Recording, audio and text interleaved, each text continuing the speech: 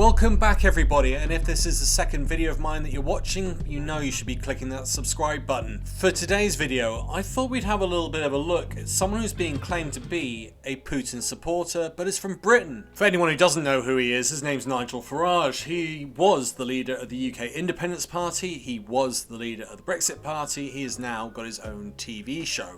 Now, the allegations of him being connected or having interest with Putin and supporting him actually comes from a number of sources, including what you're seeing in front of you right now, which is a TV channel called Russia Today, and we will go into more detail about it. More importantly, let's listen to Nigel himself talk about Vladimir Putin. I'd love to hear your thoughts in the description. And the moral of the story is, if you poke the Russian bear with a stick, don't be surprised when he reacts. We ourselves in the European Union provoked the conflict through our territorial expansionism in the Ukraine.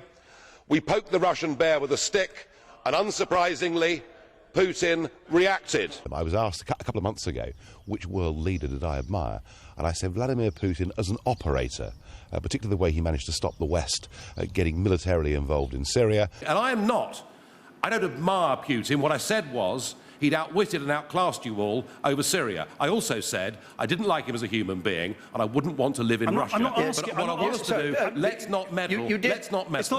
Hang on, just before you go on, you did actually say you admired him. As an operator, the not as a human question was, being. which current world leader do you most admire? As an operator, I would say Putin. Yes. You can like or dislike Vladimir Putin, and I wouldn't want to take him to see my mum for tea on a Sunday afternoon, I've got to tell you. But he is a very canny, very sharp, very clever political operator. Ever westwards expansion of both NATO and the European Union has been seen by many Russians to be provocative, to be encircling, and Putin has managed to use that to mobilize Russian opinion to say, hey, these guys are threatening us, they're threatening Russian-speaking people.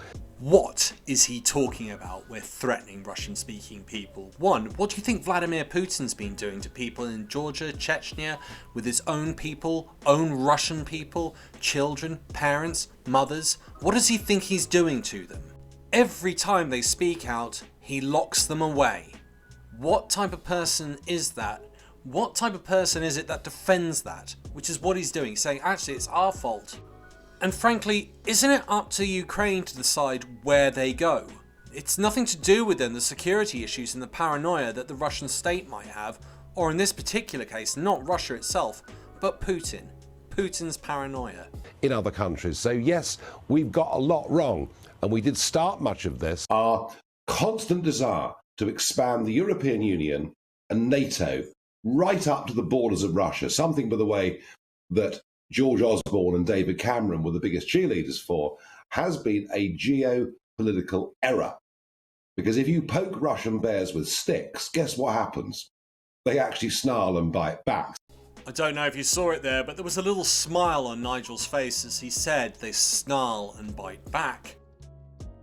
So for any of you who might go, well, you could take it both ways in what Nigel's saying, let's have a listen to Guy Verhofstadt, the former Belgian Prime Minister and now an MEP. We have another problem, and that is that we have inside the European Union, inside the European family, a fifth column in on ranks.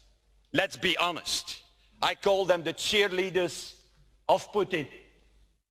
Farage, Le Pen, Wilders, and others, and the friends of them are sitting here, were in fact doing only one thing. They take the money from the Kremlin, they take the intelligence of the Kremlin, like Mr. Aaron Banks, for example, the friend of Mr. Farage, who was colluded and who helped, in fact, with the help of the Russians, even to have the Brexit.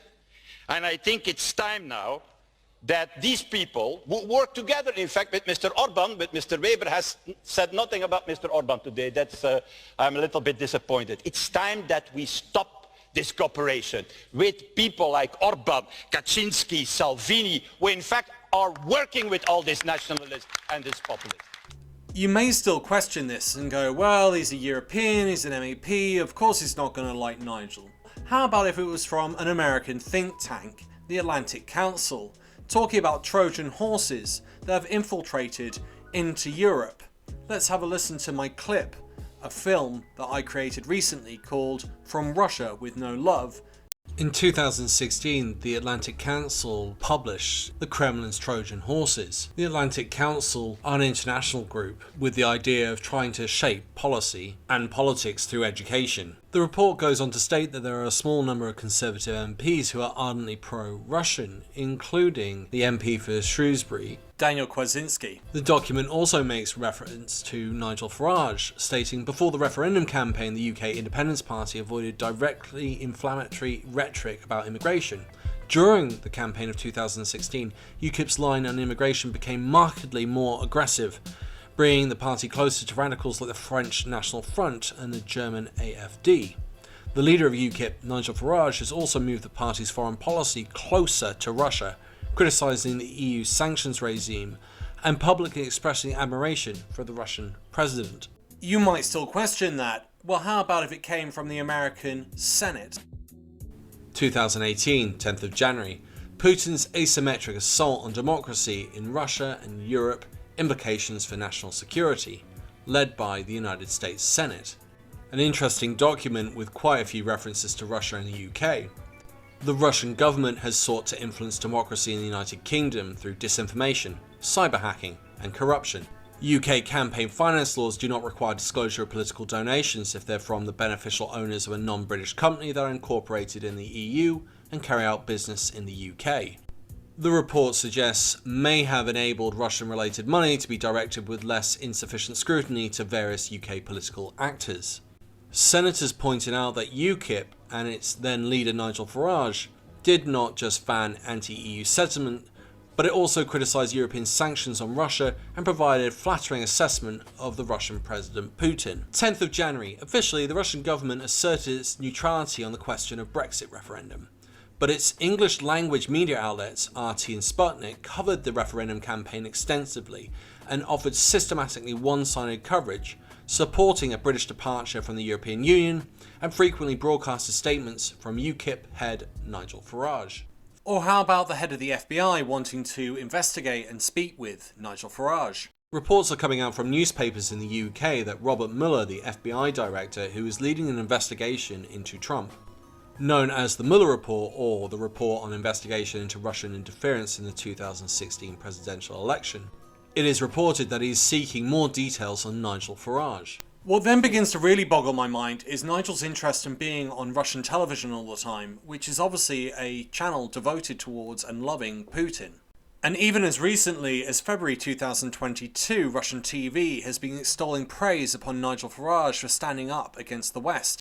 But not everybody is piling the blame on Russia for this here. We have heard from some politicians, such as British politician Nigel Farage, and also from presidential hopeful candidate Eric Zemmour, that partly the blame must be laid at the door of the West.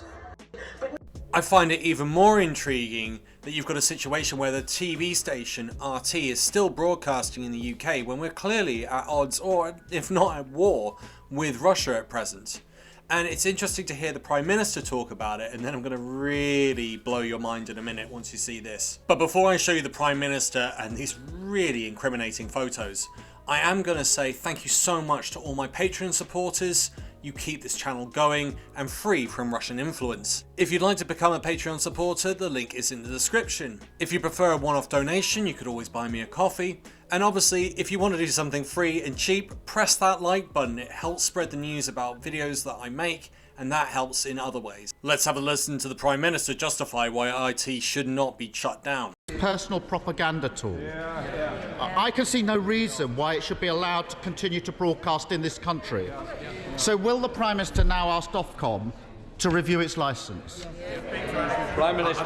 Mr. Speaker, I believe that my right honourable friend, the Secretary of State for Culture, Media and Sport, has already asked Ofcom to review that matter. But what I will say, Mr. Speaker, is that we live in a democracy, Mr. Speaker, and we live in a country that believes in free speech. And I think it's important that we should leave it up to Ofcom rather than to politicians to decide which media organisations to ban. So the Prime Minister says that the RT should continue broadcasting in Britain whilst we're at war with them, or at least at odds. because of freedom of speech. Could you imagine during World War II, the Nazis being allowed to broadcast their own television channel in the UK? It's unheard of, it's bizarre, but I'm going to really ramp up the conspiracy theories here, because not a lot of people know this about Nigel and Boris. Did you know that Boris and Nigel were photographed together in Belgravia in 2018, having a meeting, and Boris was very upset about the photos being taken of him and Nigel together? I do not understand, when you're in a war situation, why you wouldn't shut down the propaganda station led by a dictator who is invading the Ukraine. It is bizarre. And these photos just lead to more questions. Thanks again for listening. I'd love to hear your thoughts. Please don't forget to like and subscribe, and check out my other videos, including From Russia with No Love. Bye for now.